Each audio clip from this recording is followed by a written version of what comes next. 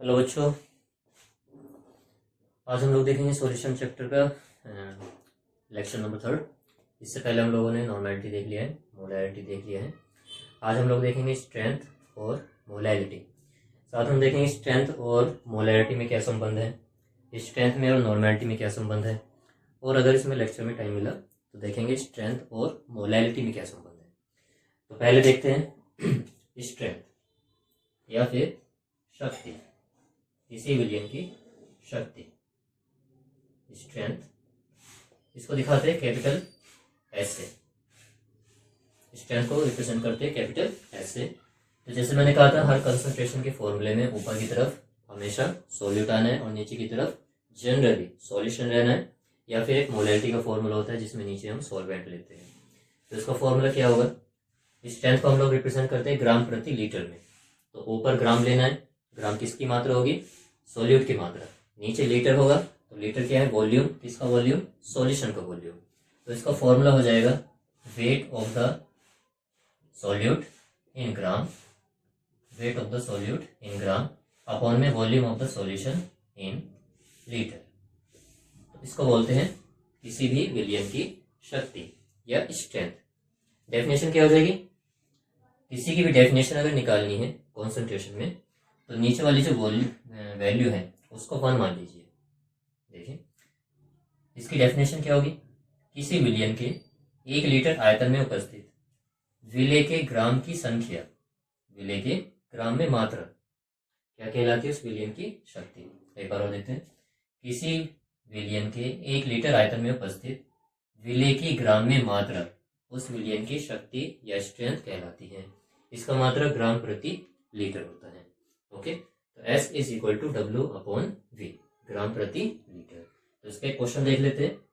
Question कैसे कैसे बन सकते हैं। मान लीजिए 40 ग्राम NaOH है, 40 ग्राम NaOH है, और उसको 1000 ml वाटर में डिजोल्व किया गया है। 1000 ml वाटर में डिजोल्व किया गया है। तो जो विलियन बनेगा उसकी हमें शक्ति बतानी है ग्राम प्रति लीटर में, ग्राम प्रति लीटर में उसकी शक्ति बतानी है। ओके, तो करते हैं इसको। यहाँ पर इसको विलियन ही मान कर हमें चलना है। 1000 ml जो वाटर दे रखा है, तो फॉर्मूला लगाएंगे S is equal to W upon में V इन लीटर। तो ध्यान रखना यहाँ पर जो वॉल्यूम है लीटर में होनी चाहिए। W कितना है? 40 अपॉन में 1 लीटर, तो इसके कितना आ जाएगा? 40 ग्राम पर लीटर, 40 ग्राम पर लीटर। ये हो जाएगा इसका आंसर। इजी है। चलिए तो अब देखते हैं इसमें सांद्रता और स्ट्रेंथ और मोलरता में क्या संबंध है, और स्ट्रेंथ और नॉर्मेलिटी में क्या संबंध है। तो किसी में भी अगर संबंध निकालना है तो दोनों के फॉर्मूले लिखिए, फिर इन दोनों को एक दूसरे से डिवाइड कर दीजिए, संबंध आ जाएगा। जैसे हम निकाल रहे हैं रिलेशनशिप बिटवीन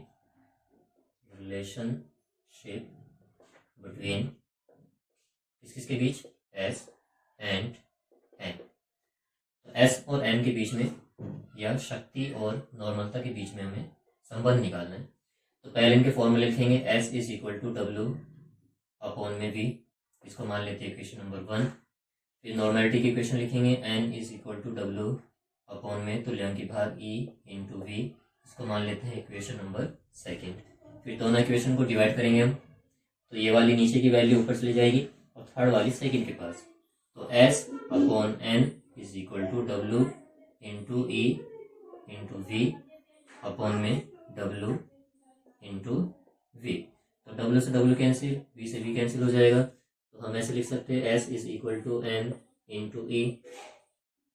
तो किसी विलियन की शक्ति जो होती है नॉर्मलता और तुल्यांकी भार के गुणनफल के बराबर होती है। तो ये आगे हमारा रिलेशनशिप इसके बीच, S और N के बीच। इसी तरह से हम रिलेशनशिप निकाल सकते हैं S और M के बीच भी। तो relationship between S means strength and molarity, मोलरता और शक्ति के बीच संबंध। तो फिर से फॉर्मूला लिखेंगे दोनों का, S is equal to W upon V, इसको मान लेते हैं इक्वेशन नंबर 1। इसी तरह से molarity is equal to W upon molecular mass into volume in litre, इसको मान लेते हैं इक्वेशन नंबर 2। दोनों को डिवाइड करेंगे तो ये वाली वैल्यू ऊपर, ये वाली इधर, तो S upon M is equal to W into molecular mass into volume upon में डब्ल्यू इंटू वी। डब्ल्यू से डब्ल्यू कैंसिल, वी से वी कैंसिल हो जाएगा, तो इसको ऐसे लिख सकते हैं S is equal to molarity into molecular mass. तो मोलैरिटी में अगर मॉलिक्यूलर मास की मल्टीप्लाई कर दें तो स्ट्रेंथ निकल के आ जाएगी। इसी तरह से अगर नॉर्मेलिटी में तुल्यांक की भार की गुणा कर दें इक्विवेलेंट वेट की तो स्ट्रेंथ आ जाएगी। तो ये दोनों फॉर्मूले हमारे पास में रिलेशनशिप बताते हैं, जो कि स्ट्रेंथ और नॉर्मेलिटी के बीच और स्ट्रेंथ और मोलैरिटी के बीच में। ओके, चलिए फिर देखते हैं हम लोग मोलैरिटी क्या होती है। मोलैरिटी, ये मोलैरिटी है, एक होता है मोलैलिटी, उसको हम लोग दिखाते हैं स्मॉल s से, सॉरी स्मॉल m से। मोलैलिटी स्मॉल m से क्या होती है देखते हैं, फिर उसके 2-4 न्यूमेरिकल देखेंगे।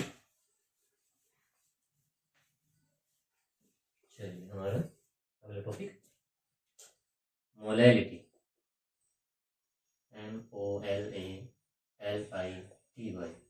मोलैलिटी या मोलरता, इसको दिखाते हैं स्मॉल m से।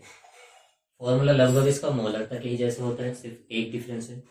मोलरता में नीचे विलियम का आयतन लेते हैं लीटर में, यहाँ पर विलायक का भार लेना है, weight of the solvent in kilogram. तो फॉर्मूला क्या होगा इसका, number of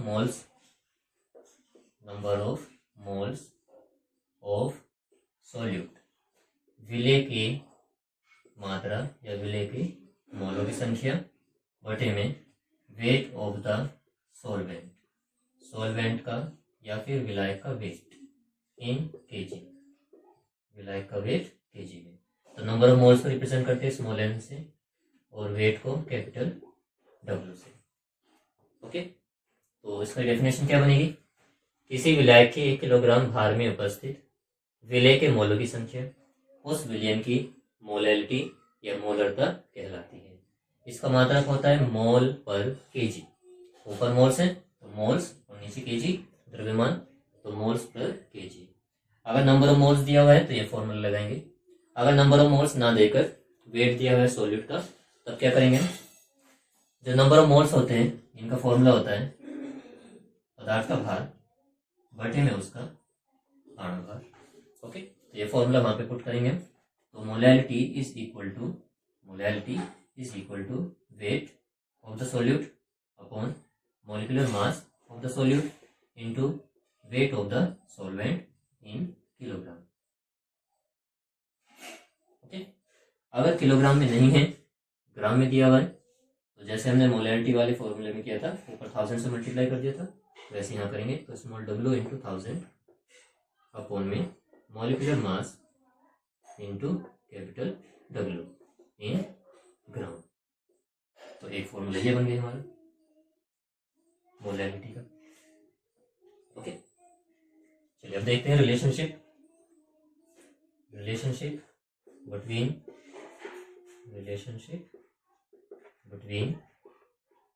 S and small m, विलयन की शक्ति और मोलरता में संबंध। तो दोनों के फॉर्मूले लिखेंगे और एक दूसरे से डिवाइड कर देंगे। तो S is equal to W upon volume, इसको मान लेते हैं क्वेश्चन नंबर 1। इसी तरह से molality is equal to weight of the solute upon molecular mass into weight of the solvent, इसको मान लेते हैं क्वेश्चन नंबर 2। दोनों को डिवाइड कर देते हैं, तो S upon M is equal to small w into molecular mass into capital W upon में स्मॉल w इंटू V। तो स्मॉल w से यहाँ पे सिर्फ स्मॉल w कैंसिल होगा, कुछ और कैंसिल नहीं हो रहा है, तो इसको ऐसे लिख सकते हैं S upon M is equal to molecular mass into capital W और अपॉन V, मॉलिक्यूलर मास और अपॉन में V। तो ये बन गया हमारा फॉर्मूला, जो कि रिलेशनशिप बताता है किसके बीच में, स्ट्रेंथ और मोलैलिटी के बीच में। तो अगर आपको इनमें से कोई एक चीज़ दी हुई है, मोलैलिटी या फिर स्ट्रेंथ, तो दूसरी चीज़ आसानी से निकाल सकते हैं। चलिए, तो संबंध हो गया इसमें। अब हम संबंध देख लेते हैं मोलैलिटी और इसमें मोलैलिटी, मोललता और मोलरता में संबंध क्या होगा। फिर इसके 2-4 न्यूमेरिकल्स देखेंगे।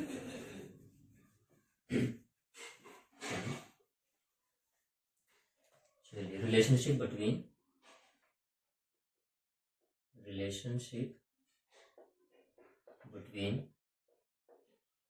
Small M and capital M. Relationship निकालना बहुत ईजी है, सभी में वही ट्रिक अपनानी है। दोनों के फॉर्मूले लिखिए, डिवाइड कीजिए और संबंध आपके सामने होगा। तो एस का फॉर्मूला लिखते हैं, सॉरी मोलैलिटी का लिखते हैं पहले। तो small W upon molecular mass into weight of the solvent. इसको मान लेते हैं question number 1।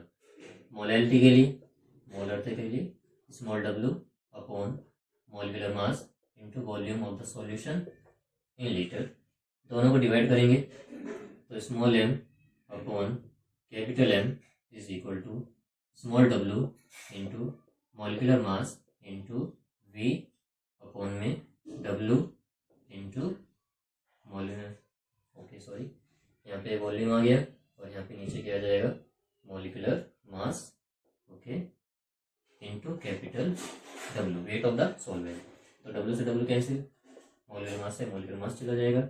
Small M upon capital M is equal to V upon capital W. तो ये रिलेशनशिप होगा इसमें मोलरता और मोलरता में, volume of the solution upon में वेट ऑफ द सॉल्वेंट। ठीक, चलिए अब देखते हैं नॉर्मलता और मोललता में संबंध क्या होगा। नॉर्मलता और मोललता में क्या संबंध है। Relationship between normality and molality. तो small m is equal to weight upon में molecular mass into weight of the solvent, equation number 1। Normality is equal to weight of the solute upon equivalent weight, तुल्यांकी भार, into volume of the solution. दोनों को divide करेंगे तो small M upon capital M is equal to weight W into E into V upon W into molecular mass into capital W. तो small डब्ल्यू से small W यहाँ पे cancel हो जाएगा, कुछ और कैंसिल नहीं हो रहा है। तो small M upon M is equal to E into V upon molecular mass into capital W. एक रिलेशनशिप हमारा ये हो गया, ओके। या फिर इसमें हम क्या कर सकते हैं, तुल्यांकी भार का फॉर्मूला रख दीजिए, molecular mass upon X, mass भी कर सकते हैं। तो क्या हो जाएगा, M upon N is equal to molecular mass upon X रखेंगे तो मॉलिक्यूलर मास से मॉलिक्यूलर मास कैंसिल हो जाएगा, तो ऊपर वी बचेगा और नीचे एक्स इंटू कैपिटल डब्ल्यू। तो ये हो गया हमारा अगला फॉर्मूला, ओके। तो फॉर्मूले बहुत ईजी है, बस आपको 2-4 फॉर्मूले याद होने चाहिए, उनके बीच में रिलेशनशिप आसानी से निकल जाएगा। आप कुछ न्यूमेरिकल्स देख लेते हैं, इसके न्यूमेरिकल्स टेस्ट कैसे करेंगे। इजी न्यूमेरिकल्स देखेंगे और उसके बाद में थोड़े से लेवल को बढ़ाते हुए चलेंगे। चलिए, न्यूमेरिकल्स करने के लिए वही है, जो भी आपको न्यूमेरिकल दिया हुआ है पहले उसको ठीक से पढ़िए, पढ़ने के बाद में उसको एनालाइज कीजिए कि उसके अंदर हमें कौन कौन सी वैल्यू गिवन है और कौन सी वैल्यू निकालनी है। फिर उसके आधार पे फॉर्मूले को सिलेक्ट कीजिए कि कौन सा फॉर्मूला वहां पर सही बैठेगा। चलिए, तो क्वेश्चन ले लेते हैं। क्वेश्चन क्या है, क्वेश्चन ये है कि 60 ग्राम ग्लूकोज, क्वेश्चन एक 60 ग्राम ग्लूकोज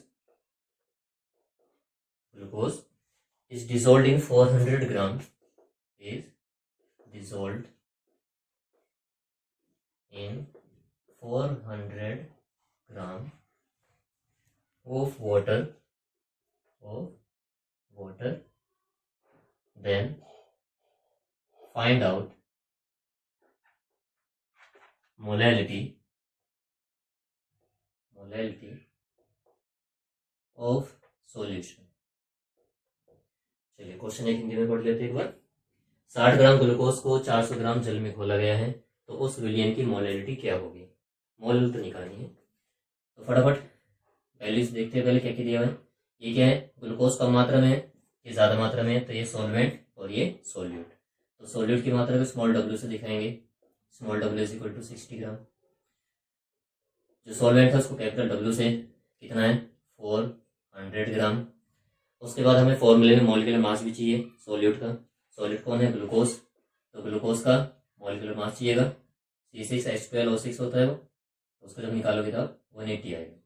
चलिए निकाल के देख लेते हैं। C6H12O6, तो 6 कार्बन है तो 6 × 12, 12 हाइड्रोजन है तो 12 × 1, और 6 ऑक्सीजन है तो 6 × 16, तो यह आएगा लगभग 180 के बराबर। तो ग्लूकोज का अनुभार होता है 180। फॉर्मूला रखेंगे, molality is equal to small W into 1000 इसलिए क्योंकि विलायक का जो भार है वो ग्राम में दिया हुआ है। अगर किलोग्राम होता तो ऊपर 1000 लगाने की जरूरत नहीं थी। अपॉन में molecular mass of the solute into weight of the solvent. तो स्मॉल डब्ल्यू कितना है हमारा 60 ग्राम इंटू 1000 अपॉन में मॉलिक्यूलर मास कितना है 180 इंटू 400 ग्राम। तो इनसे 0 कट जाएगी, इससे ये कट जाएगा, 6 से चला जाएगा 3 बार, तो 10 अपॉन 3 चौक 12, तो यह जाएगा हमारा समथिंग 0 पॉइंट, यहाँ पे 0 बढ़ा लेंगे तो 12 × 72, 12 × 96, ओके 440 बैठ जाएगा, तो 0.83 मोलर, 0.83 मोलर। ओके, तो ये था हमारा आंसर। ठीक, एक आधा क्वेश्चन और देखते हैं अगर मिलता है तो। चलिए एक और हमें क्वेश्चन दिया हुआ है, अच्छा क्वेश्चन है, बीएससी में भी आया हुआ है और बोर्ड एग्जाम में भी पूछा जाता है। थोड़ा लॉजिकल क्वेश्चन है, तुरंत वैल्यूज देखते ही फॉर्मूला नहीं लगाना है, थोड़ा उसको सोचना है कि हमें वैल्यूज क्या क्या दी हुई है और किस तरह से हमें उससे डील करना है। चलिए तो क्वेश्चन हमें दिया हुआ है 93% H2SO4 है,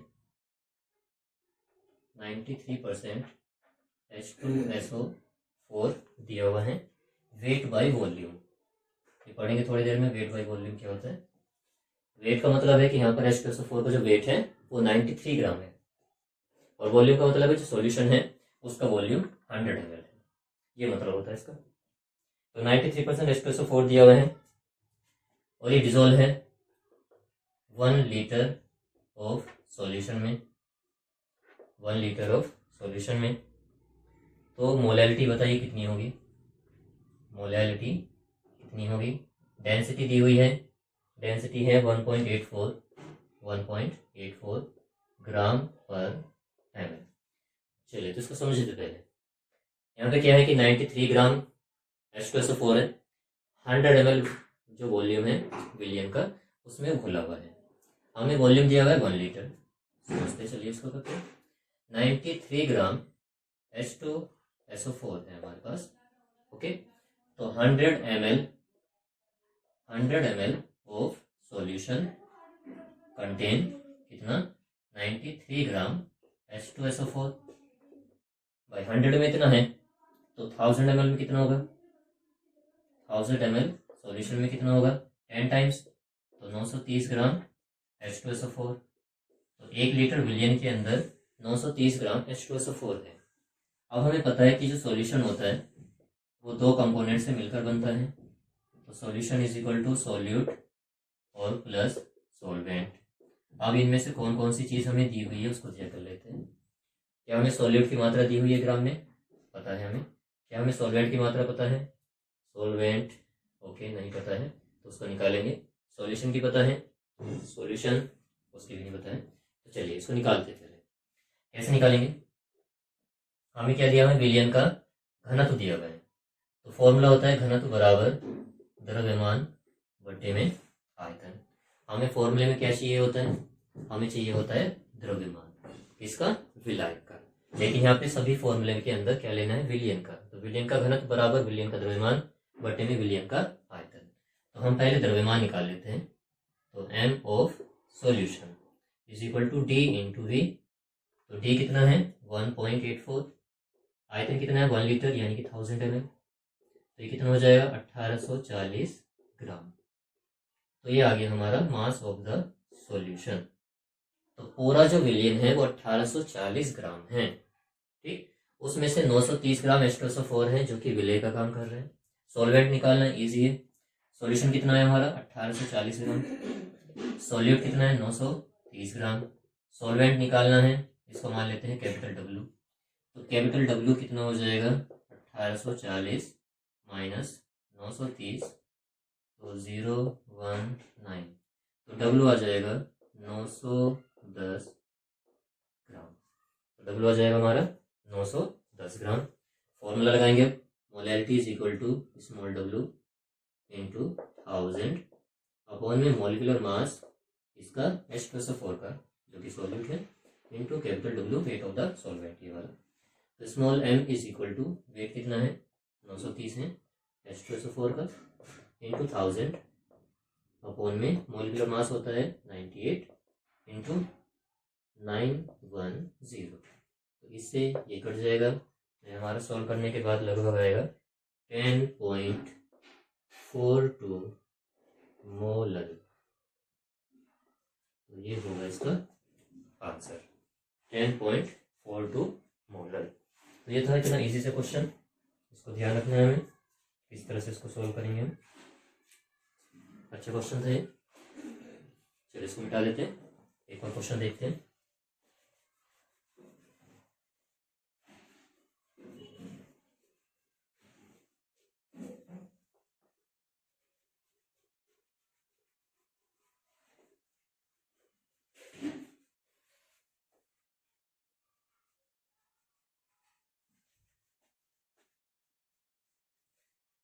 नेक्स्ट क्वेश्चन है हमारा, नेक्स्ट में हमें क्या निकालना है। Okay 1.724 moles of H2SO4 in 2.50 litre of solution. अच्छा इसमें मोलैरिटी पूछी है, चलो मोलैरिटी भी निकालते हैं। हमें दिया हुआ है 1.724 मोल्स ऑफ H2SO4 के मोल्स दिए हुए हैं इन 2.50 लीटर ऑफ सॉल्यूशन। किसी विलियन में H2SO4 के 1.72 मोल्स घुले हुए हैं, तो उस विलियन की मोलैरिटी पूछ रहा है ये कितनी होगी। ये मोलैरिटी का क्वेश्चन है। तो क्या दिया हुआ है नंबर ऑफ मोल्स 1.724 और क्या दिया हुआ है हमें volume of the solution 2.50 litre. Formula है molarity capital M is equal to weight of the solute upon molecular mass of the solute into volume in litre. पहले से वॉल्यूम लीटर में है तो ml में कन्वर्ट करने की जरूरत नहीं है, तो ऊपर 1000 नहीं आएगा। ओके, या फिर इसको ऐसे भी लिख सकते हैं नंबर ऑफ मोल्स अपॉन में volume of the solution in litre. Okay, क्योंकि n दे रखा है v दे रखा है तो ये लगाने की जरूरत नहीं है हमें। n कितना है 1.724 अपॉन वॉल्यूम 2.50। तो यहाँ से इसको उड़ाएंगे, ये 0 उड़ाएंगे, तो ये हमारा लगभग जाएगा 0.6896 मोलर। ओके, तो ये होगा हमारा आंसर। ठीक, एक क्वेश्चन और देखते हैं जिसमें बच्चे थोड़े कंफ्यूज हो जाते हैं कि उसको कैसे करें।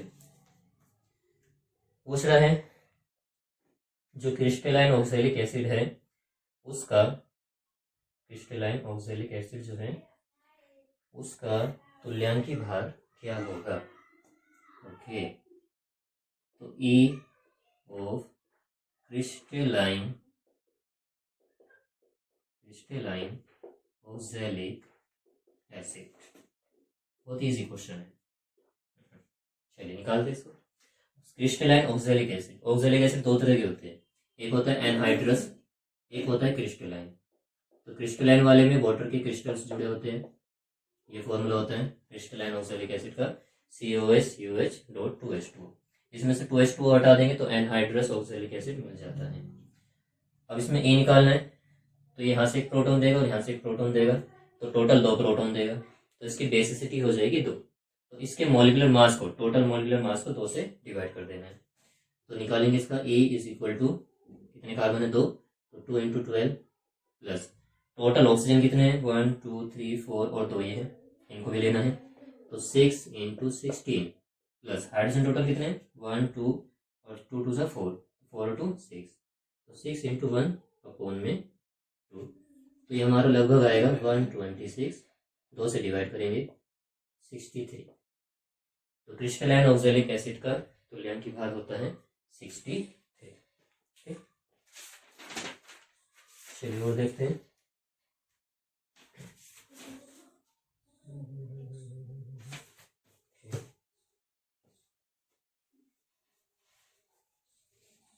अब देखते हैं कुछ परसेंटेज वाले क्वेश्चन, फॉर्मूले। परसेंटेज वाले बहुत ईजी है, बहुत ज़्यादा ईजी, चुटकियों में याद हो जाएंगे फॉर्मूले, इतनी ईजी फॉर्मूले हैं। चलिए देखते हैं पहला formula, percentage volume by volume. Okay, ये इसको बोलते हैं वॉल्यूम परसेंटेज। तो हमेशा जैसे मैं पहले भी कहता हूँ, कॉन्सेंट्रेशन के सभी फॉर्मूलों में ऊपर वॉल्यूम लेना है किसका, ऊपर मात्रा लेनी है किसकी, सॉल्यूट की, और नीचे मात्रा किसकी आनी चाहिए, विलियन की। तो यहाँ पर V बाई V का मतलब क्या है कि ऊपर भी आयतन है नीचे भी आयतन है, ऊपर आयतन लोगे विले का, नीचे आयतन लेना है विलियन का। तो फॉर्मूला हो जाएगा वॉल्यूम ऑफ सॉल्यूट, सॉल्यूट की वॉल्यूम अपॉन में वॉल्यूम ऑफ सॉल्यूशन इनटू 100। ठीक, ये हो जाएगा इसका फॉर्मूला 100%। ठीक, अगला देखते हैं परसेंटेज वेट बाय वॉल्यूम। तो ऊपर किसका वेट, ऊपर वेट लेंगे सॉल्यूट का, और नीचे क्या है, नीचे volume of solution into 100%। Easy. फिर परसेंटेज W बाई W, द्रव्यमान प्रतिशत, तो wait of the solute, weight of solute upon weight of solution into 100%। Easy. अब इसके बाद में कुछ फॉर्मूले ppm के भी होते हैं। ppm का मतलब है पार्ट्स पर मिलियन। 1 मिलियन में होता है 10 की पावर 6, कि 10 की पावर 6 के अंदर उसकी कितनी मात्रा मौजूद है, उसको बोलते हैं पार्ट्स पर मिलियन।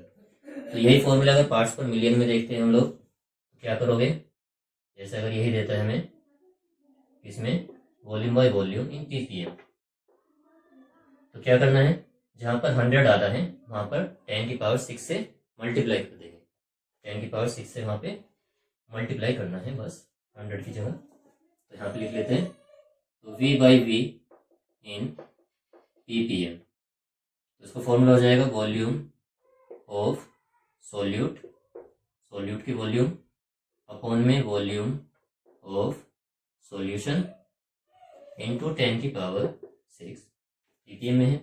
इसी तरह से weight by volume in ppm, तो वेट ऑफ सॉल्यूट, सॉल्यूट का वेट अपॉन में वॉल्यूम ऑफ सॉल्यूशन इनटू 10 की पावर 6। और फिर last formula W by W in ppm, तो ppm में W बाई W अगर चाहिए तो ऊपर weight of solute, weight of solute upon में वेट ऑफ सॉल्यूशन इनटू 10 की पावर 6। तो ये थे कुछ फॉर्मूले। इसके बाद में मोल फ्रैक्शन और बचता है, तो उसको अगले लेक्चर में कवर करेंगे हम।